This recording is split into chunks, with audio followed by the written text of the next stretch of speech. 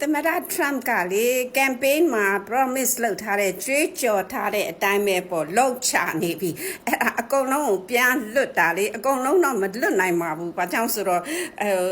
သူတို့စီမှာတော်တော်များတာဟိုသူတို့စီမှာခိုးဝင်က73တန်းလောက်ရှိတယ်အဲ့73တန်းစလုံးကိုပြန်လွတ်ဖို့ဆိုတာလေမြန်စရိတ်တင်မဲ့မနေဘူးဆိုတော့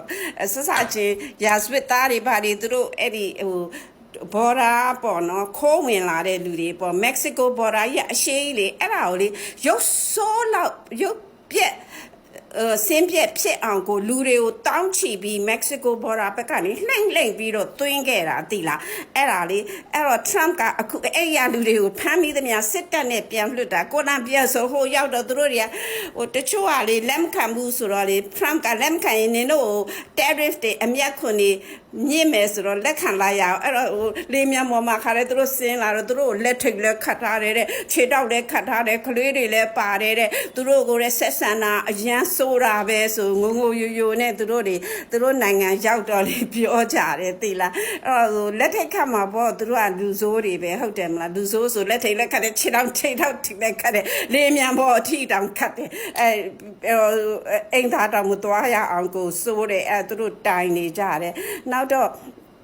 ပါလက်စတိုင်းနဲ့အစ္စရေးနဲ့စစ်ဖြစ်တာ15လမှာအဲ့ဒီက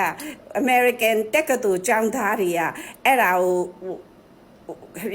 ပါလက်စတိုင်းနဲ့အစ္စရေးကိုအရင်စပြီးတော့မတရားဟာမတ်တွေကလောက်တာထားပြီးတော့ထောင်ချီပြီးတော့အစ္စရေးတွေကိုလည်းဖမ်းသွားတယ်အစ္စရေးမြို့ကိုခါတဲ့ဘုံတွေခါတဲ့အများကြီးကျဲတယ်အဲ့တော့အစ္စရေးအဲ့တော့ကဘယ်သူမှဆန္ဒမပြဘူးအစ္စရေးကစိတ်ဆိုးလို့ပြန်လဲလောက်တော့အဲ့ American ကျောင်းတွေကလေကျောင်းပိတ်လိုက်အောင်ဆန္ဒပြတာအဲ့တော့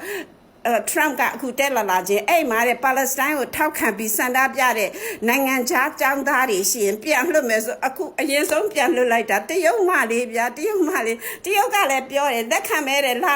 တဲ့နင်တို့ပြန်လွတ်တဲ့လူတွေဆိုလက်ခံမဲဆိုလက်ခံတာပေါ့တရုတ်မှလေးကဥဆောင်တာတဲ့သူကလည်းဟိုပါလက်စတိုင်းလည်းမဟုတ်ဘူးမွတ်စလင်လည်းမဟုတ်ဘဲနဲ့ပါလက်စတိုင်းဘက်ကခါနဲ့သူကဥဆောင်ပြီးတော့တက္ကသိုလ်မှာဆန္ဒပြတာအဲ့ကောင်မလေးကိုအခုပြန်လွတ်လိုက်ကောနောက်ပြီးတော့ကျန်တာတချို့လူတွေကတအားဆိုတော့အဲ့ဒီဟင်းကချိုးနိုင်ငံတွေကလည်းလက်ခံဘူးပါဘူးပြောသမ္မတ Trump ကနင်တို့စီပြန်လွတ်လဲတဲ့ငါတို့နိုင်ငံကိုပြန်ဝင်လာမှာတဲ့ဒီကောင်ကြီးအရန်ဆိုးတယ်တဲ့ဂါတီမိုအကျဉ်းထောင်ဆိုတာအဲ့အကျဉ်းထောင်ကအရန်ဆိုးတဲ့အကျဉ်းထောင်အရင်တော့ဟို9/11ဖြစ်တုန်းကအာရပ်တွေကိုလုပ်တဲ့အကျဉ်းထောင်အရန်ကြမမအဲ့ချင်းထောင်ကိုပို့မဲတဲ့3000ပို့ဖို့ရှိတယ်တဲ့သမ္မတ Trump ကအရန်ချဲနေပြီလို့ပြောပြတာ